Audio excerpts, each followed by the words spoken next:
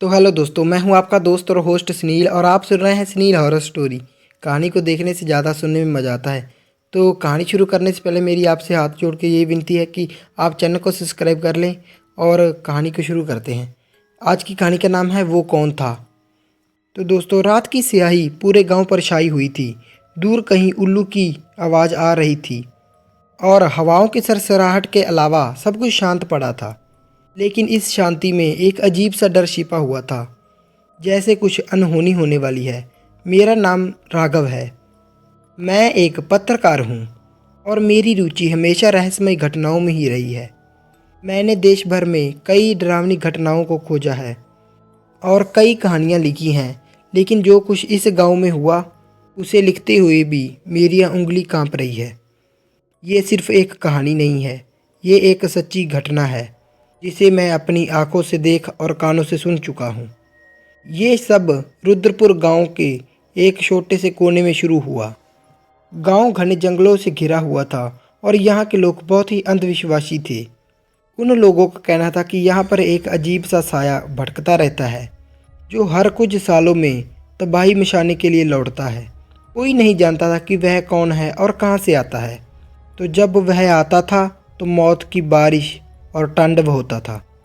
मुझे इस गांव में रहस्यमय घटनाओं के बारे में पहले ही बहुत कुछ जानने को मिला था, लेकिन मैं इन्हें सिर्फ अफवाहों मानता था। मैं गांव के एक पुरानी मंदिर के पास एक सराव में रुका।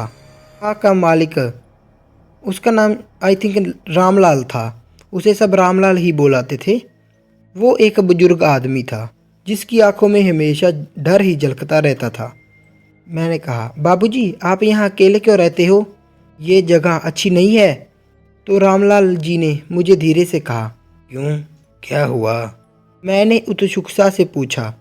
वह फिर से आ गया है, रामलाल ने फुसफुसाते हुए कहा। कौन? रामलाल के चेहरे पर एक अजीब सा डर फैल गया। उसने धीरे से कहा, हम नहीं जानते, कोई नहीं जानता, लेकिन जब वह आता है तो लाशें बिखर जाती हैं। ये बातें मूर्खापूर्ण लगी, मतलब एकदम बकवास लगी। लेकिन फिर भी मैंने उत्सुकता से अपना कैमरा तैयार किया और गांव की गलियों में घूमने लगा। रात बहुत ही काली हो चुकी थी और चारों ओर सिर्फ सन्नाटा ही था।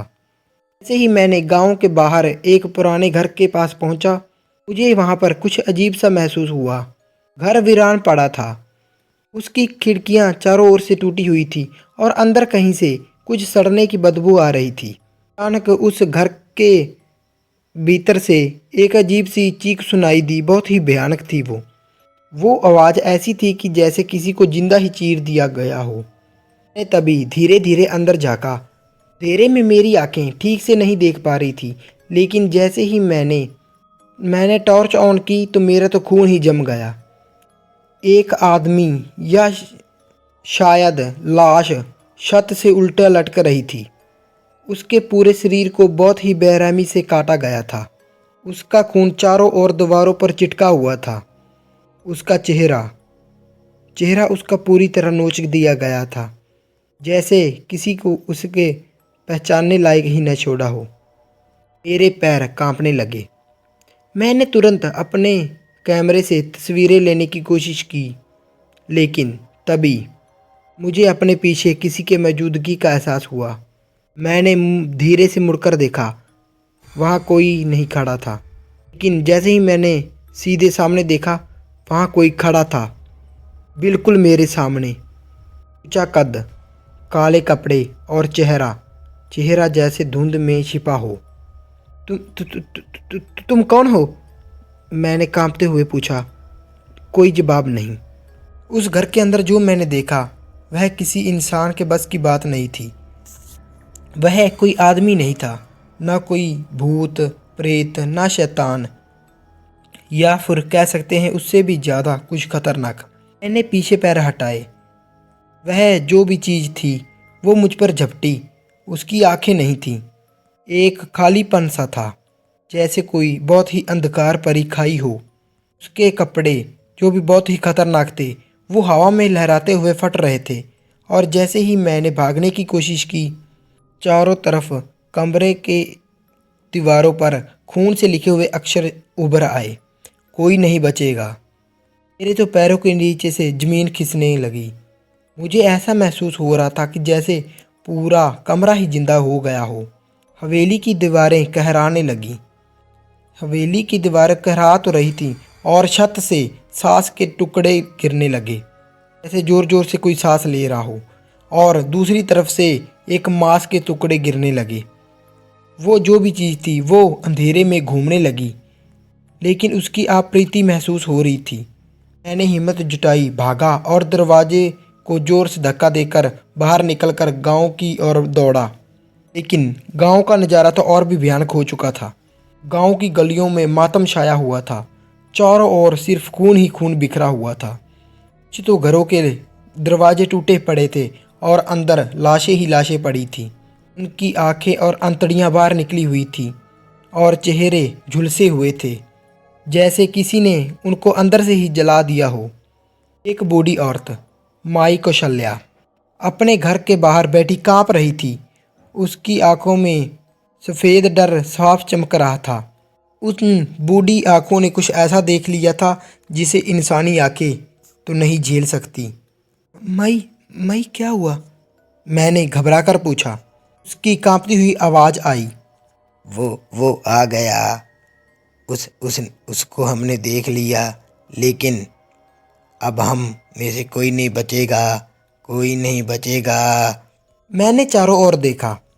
कुछ लोग और कुछ गांव वाले लोग मंदिर के पास इकट्ठा हो गए थे। वो सारे गांव वाले हाथ जोड़कर किसी अनदेखी शक्ति से प्रार्थना कर रहे थे और उनके चेहरे पर डर साफ झलक रहा था। तभी अचानक हवा में एक अजीब सी गंध फैलने लगी, सड़ी हुई लाशों की बदबू। और फिर गांव के एक ओर से दिल दहला देने वाली चीख गूंजी। मैं दौड़कर वहां पहुंचा तो देखा कि शंभू काका, जो कि वहां के बुजुर्ग थे, उनका घर खून से सना हुआ था।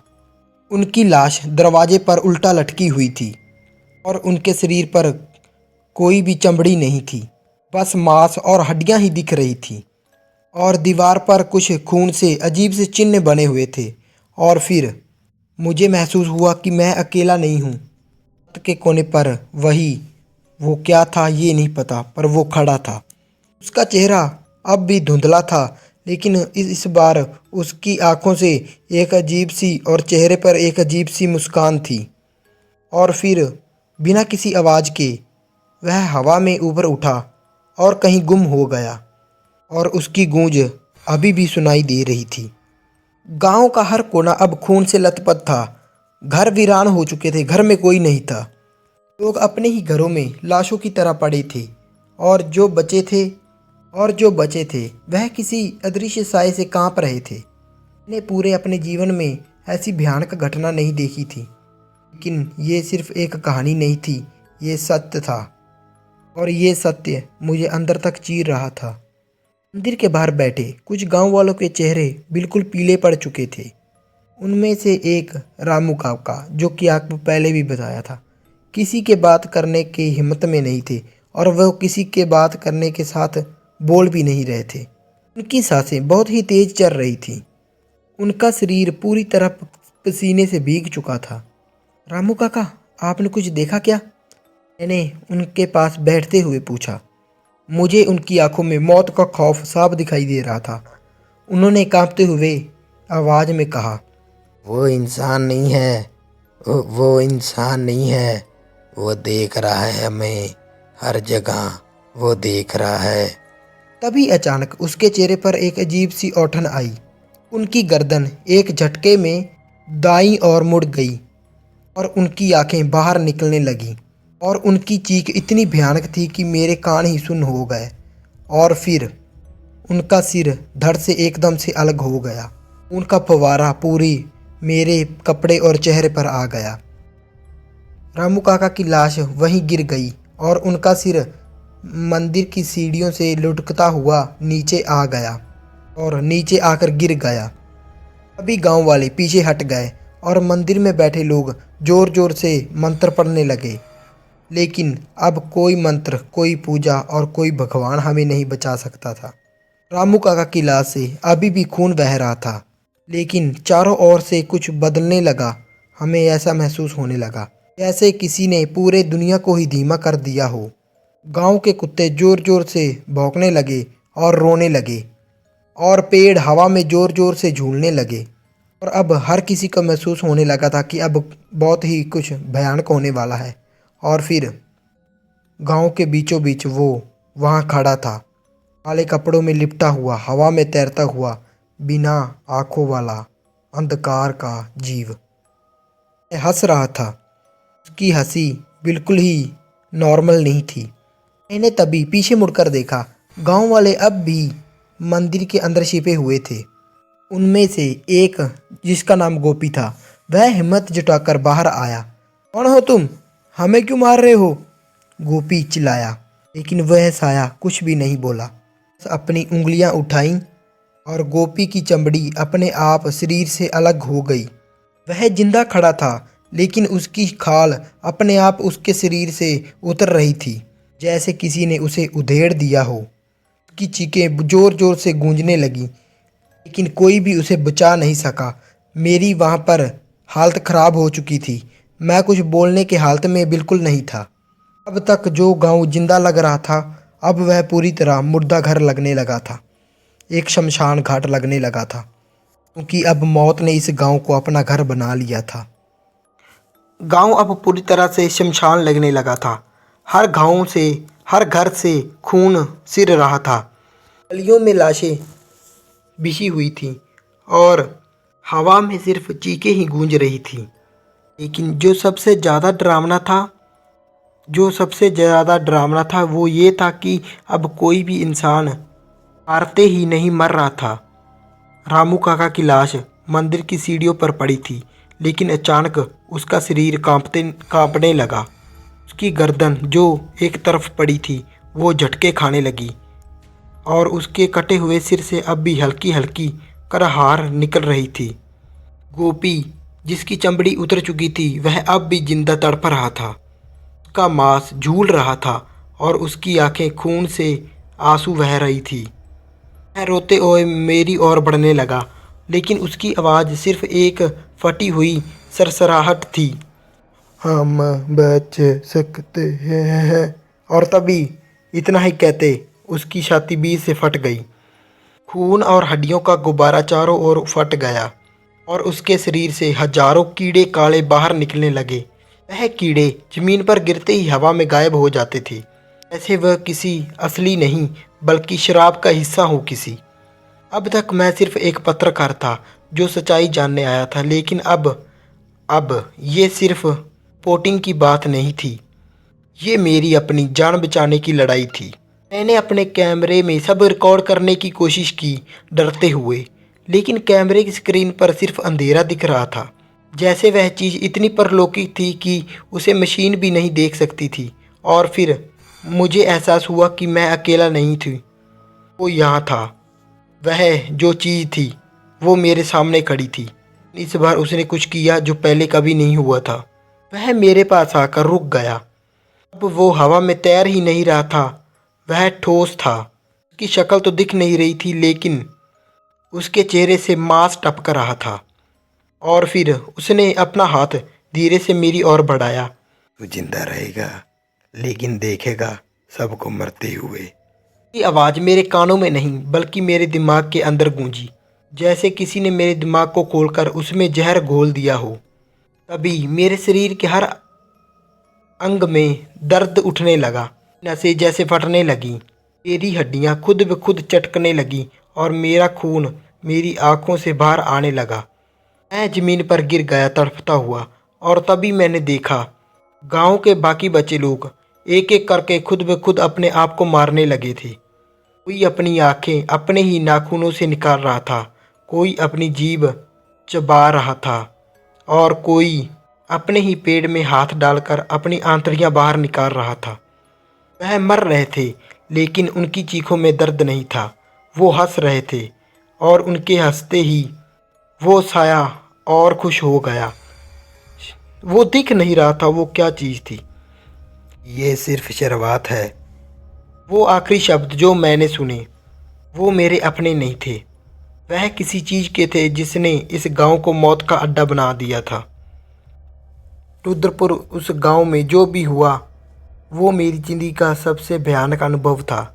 मैं राघव, एक पत्रकार, रात की घटना का अकेला गवाह। अब समय आ गया है कि मैं इस कहानी का आखिरी अध्याय साझा करूं, जिसमें मैं कैसे बचा और उस साय का रहस्य और आज तक उसके बारे में क्या पता चला, ये सब मैं आपको बताता हूँ। जब गांव में हर ओर मौत का तांडव चल रहा था, वो चीज़ क्या थी वो मेरे सामने खड़ी थी। मैंने महसूस किया कि मेरी ज़िंदगी की डोर अब सिर्फ उसके हाथ में है। उसकी आंखें मेरी ओर देख रही थी, लेकिन मैं उसे ठीक तरह से नहीं देख पा रहा था। उसकी उपस्थिति से ही मेरा दिल दहल गया था। उसने मेरी ओर जैसे ही इशारा किया, मेरे तो पूरे शरीर में अजीब सी सिरहन दौड़ गई। लगा कि आज मेरा अंत निकट है, लेकिन तभी मेरे गले में लटका हनुमान जी का तावीज़ लटकने लगा। वह तावीज़ हनुमान जी का वो मेरी दादी ने मुझे गले में पहनाया था और कहा था कि ये बुरी बलाओं से तुम्हारी रक्षा करेगा। जैसे ही तावीज़ बाहर निकला और लटका, वह साया पीछे हट गया। उसकी चीख हवा में गूंजी जोर से और वह धीरे धीरे धुंधला होकर गायब हो गया। अब गांव में फैला हुआ अंधकार भी थोड़ा थोड़ा कम होने लगा था। चारों ओर सिर्फ एक अजीब सी शांति छा गई थी। मैंने तुरंत गांव से बाहर निकलने का निश्चय किया और भागा। रास्ते में मैंने देखा जो लोग मर गए थे उनकी लाशें अब भी वहीं पड़ी थीं। उनकी आत्माएं शायद मुक्त हो चुकी थी।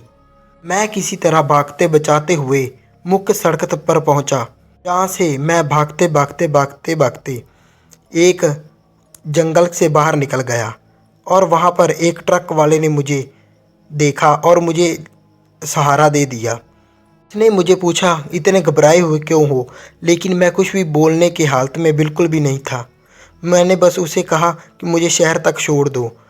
उसने मुझे शहर तक छोड़ दिया। वहां पहुंचकर मैंने पुलिस और प्रशासन को सारी घटना की जानकारी दी। पुलिस ने गाँव की जांच की, लेकिन उन्हें वहां कुछ भी असामान्य नहीं मिला। लाशें भी वहां पर थीं, लेकिन गायब हो चुकी थीं और चारों तरफ सिर्फ एकदम सामान्य दिख रहा था। मेरी इस आप बीती कहानी पर किसी ने भरोसा नहीं किया और इसे एक पत्रकार की कल्पना मात्र समझा गया। आज तक उस साय के बारे में कोई भी ठोस जानकारी नहीं मुझे मिल पाई। कुछ लोग आज भी कहते हैं कि वह गांव किसी पुराने शराब का शिकार हो गया था, जबकि अन्य लोग इसे एक मानसिक भ्रम मानते हैं। लेकिन सच्चाई क्या है ये कोई नहीं जानता। ये कहानी सिर्फ मैं ही जानता हूँ जो मुझ पर बीती है। इसे कोई महसूस या देख नहीं सकता था। आज मैं उस भगवान की वजह से जिंदा हूँ।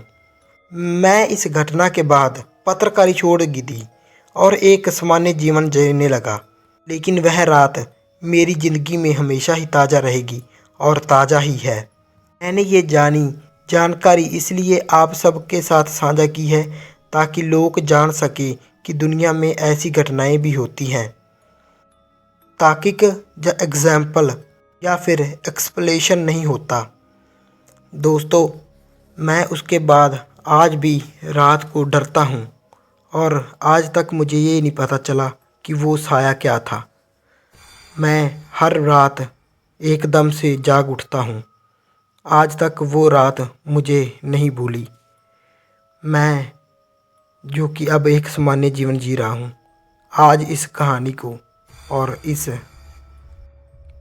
आपके साथ शेयर कर रहा हूँ इसको। दोस्तों, आज इस बात को 20 साल हो चुके हैं। आज भी मैं डरता हूँ रात को।